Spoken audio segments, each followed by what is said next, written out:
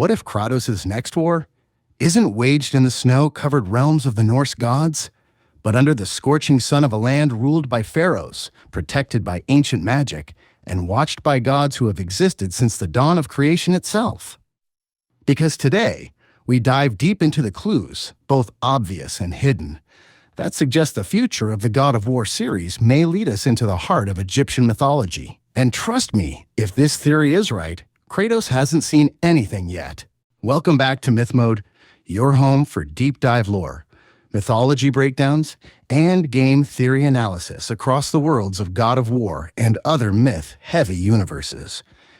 If you love unraveling secrets hidden beneath the surface of your favorite games, you're in the right place. The idea of God of War entering Egyptian mythology isn't new, but it's not just fan dreams or wild speculation. Santa Monica Studio themselves have planted breadcrumbs for years. First, let's talk about the most concrete piece of evidence. The original 2015 God of War concept art, long before Kratos ever threw an axe into a draugr. This early pitch included two major mythological settings, Norse and Egyptian. The team went north first, but the Egyptian proposal wasn't scrapped. It was shelved. Next, in God of War 2018, we get the iconic Tears Temple, a hub connecting multiple mythologies. And inside it, we see artifacts from Celtic, Japanese, Mayan, and Egyptian pantheons. Clearly, these worlds exist canonically within the same universe. And then we have the most intriguing breadcrumb. Kratos and Mimir's conversations in Ragnarok, where Egyptian realms are hinted at as part of the wider cosmology. So the question isn't if Egypt exists in the God of War universe. It's when the story will lead us there. A potential shift to Egypt isn't just thematically possible, it's narratively perfect for the Kratos we have now. Norse mythology was a story about identity, fate, and choosing the man you want to be. Egyptian mythology, by contrast, is obsessed with balance, order, and the eternal struggle between chaos and stability. Mot versus Isfet. And who embodies chaos more than Kratos? A man who has destroyed Olympus, toppled a pantheon, and defied destiny. This sets up a fascinating narrative conflict. What happens when a God of War walks into a land whose entire spiritual system is designed to resist the very thing he represents? Egypt isn't just new scenery. It's a mythological canvas that would challenge Kratos on a philosophical level in ways neither Greece nor the Norse realms ever could. Quick break. If you're enjoying this deep dive into the future of God of War, hit like, drop a comment with the realm you want Kratos to visit next, and let's push this video out to more myth lovers. So how does Kratos get from the 9 realms to the land of the Nile? There are 3 major theory paths, each equally plausible. 1. Tyr's temple reawakens. The temple's mechanisms, the secret routes, the locked doors. It's too important to leave unused. If Tyr truly returns to full strength after Ragnarok, he may reopen pathways to distant mythologies, including Egypt. 2. Atreus' journey leads there. At the end of Ragnarok, Atreus sets off to discover the remaining giants. Egypt is one of the few mythologies with direct references to giants and primordial beings, specifically within the stories of Apep and the Ogdode. Atreus' search for his people could spark the next conflict. 3. Kratos' new role as God of War. With Kratos now recognized in the Norse realms as a benevolent god, his reputation might spread, and other gods, especially protective Egyptian ones, could interpret this as a threat to the cosmic balance.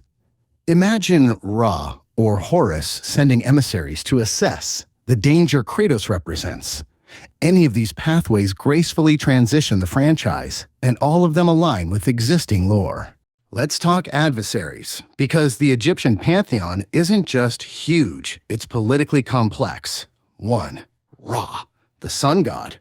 Ra isn't just a king, he's the cosmic guardian of order. A confrontation with Ra would be less about raw power and more about ideology.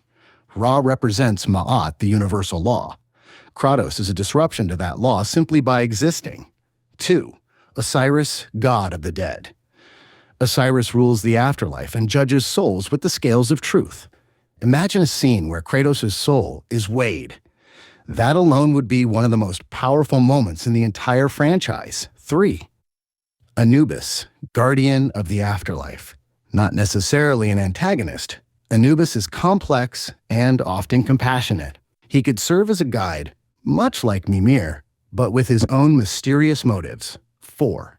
Set, god of chaos. Set is the wild card. He represents destruction, violence, storms, disorder. And yet, sometimes he protects the world against greater threats. Set and Kratos share many parallels, making him an ideal mirror for Kratos' past. 5. Apep, the serpent of chaos. This one isn't a god, in the traditional sense, but a primordial force. Every night, Ra battles Apep in the underworld to ensure the sun rises. If Apep ever breaks free, that's an end-of-the-world event on par with Ragnarok.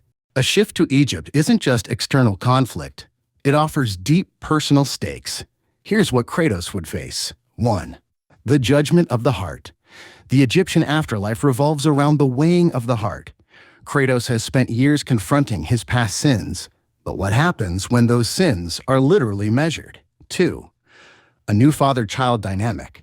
If Atreus returns, Egyptian myths offer rich themes of sons avenging fathers, fathers guiding sons, and divine lineage. Osiris, Horus, Set. It mirrors the Kratos-Atreus arc in fresh ways. 3. A chance for true redemption. Norse mythology gave Kratos forgiveness. Egyptian mythology could give him purpose. A role not defined by destruction, but by the restoration of balance. Let's talk gameplay possibilities. 1. A large, open desert world. Imagine exploring massive stretches of desert, ancient tombs, bustling cities, and river landscapes along the Nile. This geography would drastically change traversal and combat arenas. 2. Weapon evolution. Kratos could gain weapons inspired by Egyptian rituals, curved kopshi blades, divine axe, or even a solar-infused spear tied to Ra. 3. Magic of the Sekhem and Ka. Egyptian magic is built around life force, protection spells, and hieroglyphic power. This could lead to entirely new rune-based abilities. 4. Boss fights based on cosmic cycles. Imagine fighting Apep in a night cycle battle where the environment changes as the sunboat moves through phases of the underworld. This setting isn't just visually new, it expands what God of War can be. Whether Kratos walks among the pyramids, crosses the Nile, or stands before the gods of Egypt, there's one thing we know for sure. His journey isn't over, and the world of God of War is bigger than any one mythology. If you enjoyed this breakdown and want more deep dive lore, myth analysis, and future game theories, make sure you subscribe to MythMode, ring the bell so you never miss an upload, and join our journey into the myths behind the games we love.